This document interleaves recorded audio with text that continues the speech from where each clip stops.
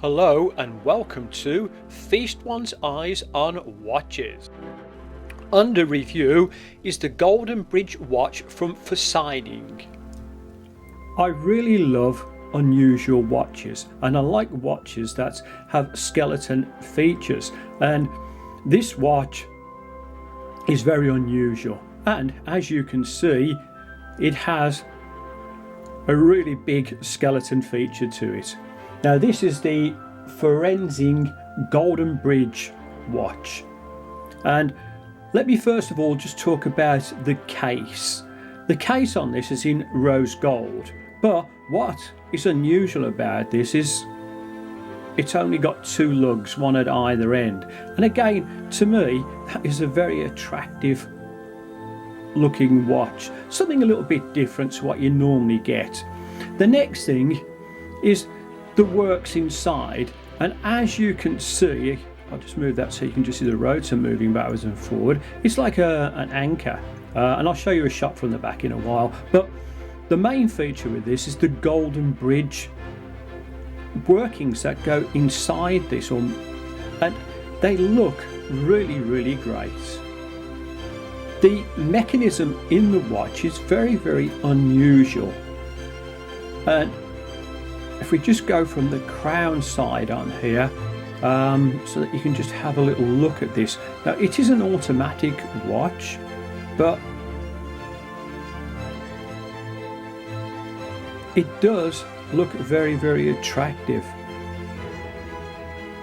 And this is a screw down crown, and this also just adjusts the hands.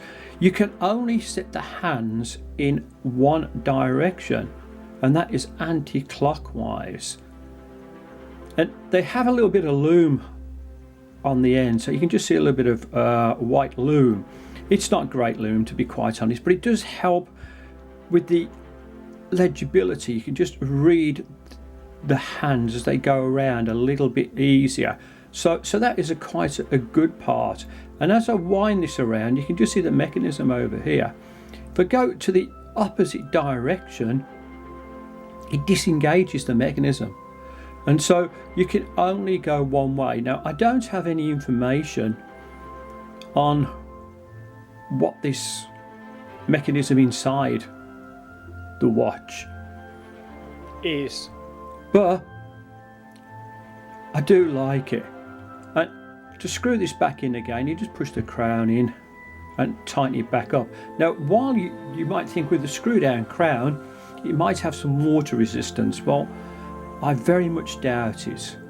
Now, this watch cost me off AliExpress £19.78.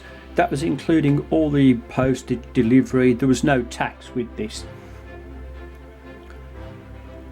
When I've looked online, I found these kind of bridge watches, and they are incredibly expensive.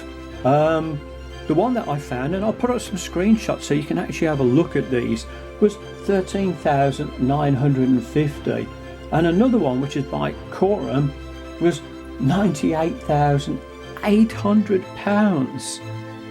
So from a collector's point of view, you can pay a fortune for one of these, or you can just spend, as I did, just under £20 and get something that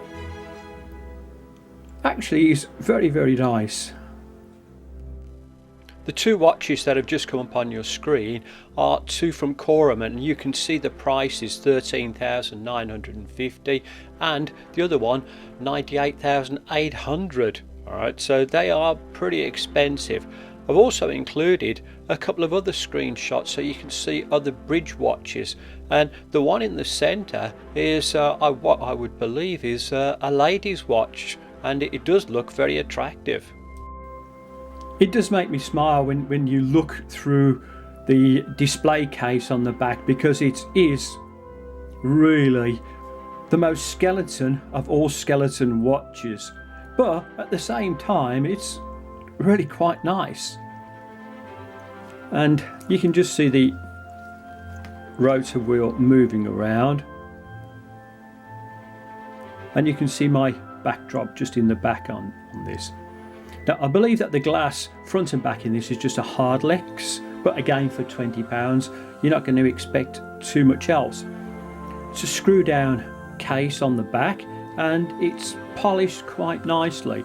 Just having a look at the crown is not signed.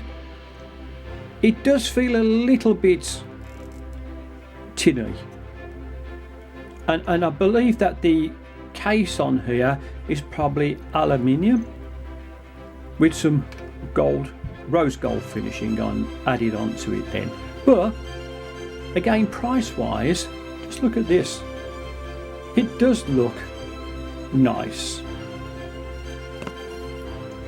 Just turn it around to the opposite side so you can have a look, and then we'll just go around to the back.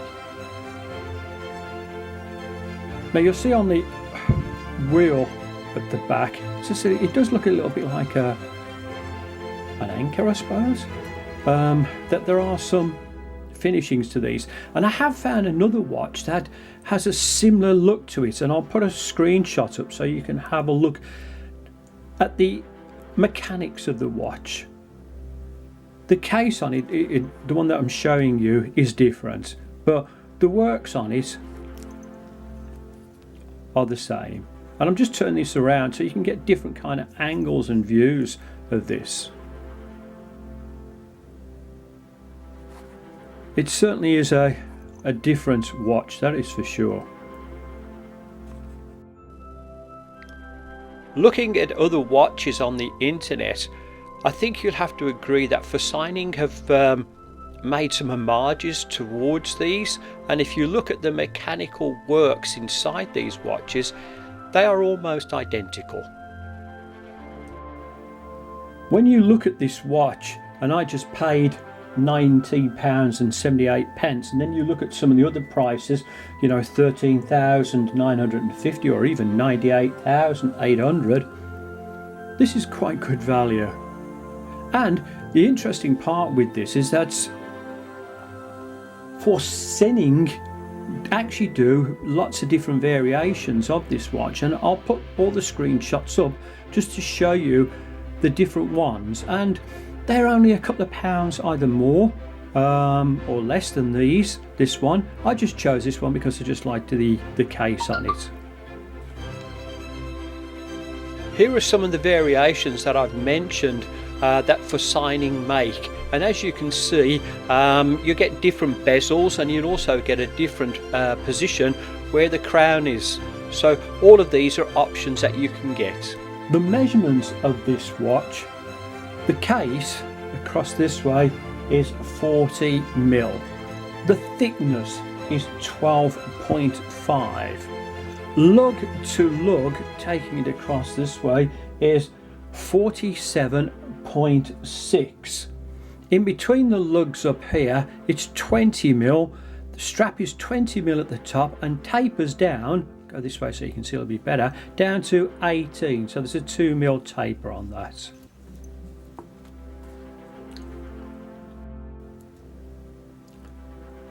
Just having a look at the lugs on this watch and the top of the leather strap.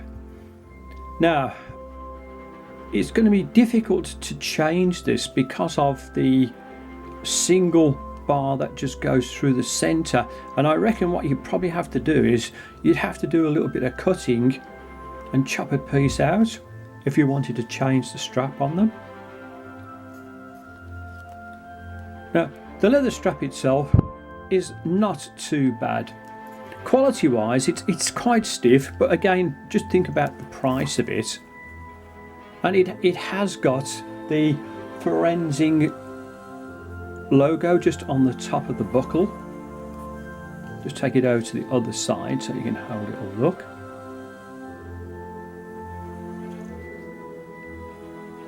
So it's genuine leather on the back, but as you are aware with a lot of these watches from China, they're all stamped exactly the same. Now, look at the stitching. Again, for the price, it's finished well. I'll just pop this on the wrist so you can have a little look and just see how it is. And It's definitely unusual, that is for sure. I don't know whether the hairy arms, just looking through the glass to the back, probably the best shot in the world, but the watch itself is very, very attractive. Will the Forsining fit under the cuff? Well, even with its unusual shape with its lugs, it does, and it does look nice.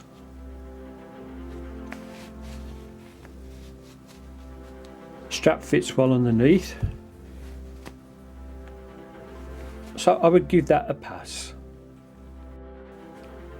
Does the Forsining skeleton watch fit under the cuff with cufflinks? Well, again it does, and I've chosen some gold ones, and I think the two together look very, very good, so that is definitely a pass. To sum up my review of the watch, the Forsining, and I'm a little bit confused over the name because you could call it Forsining or you could call it Forsining. Leave that up to you to decide, but it's good value for the price. It's very, very unusual, and again, if you want something that's a little bit more unusual, then I would definitely recommend one of these. And don't forget, they've got other variations. They've got different colours as well, and they've got some where your crown is positioned up here and the bridge goes across this way. You'll see some of those in the screenshots that I've put up earlier in the review. So if you want one, definitely buy one. Thank you for watching this review. Please like and subscribe.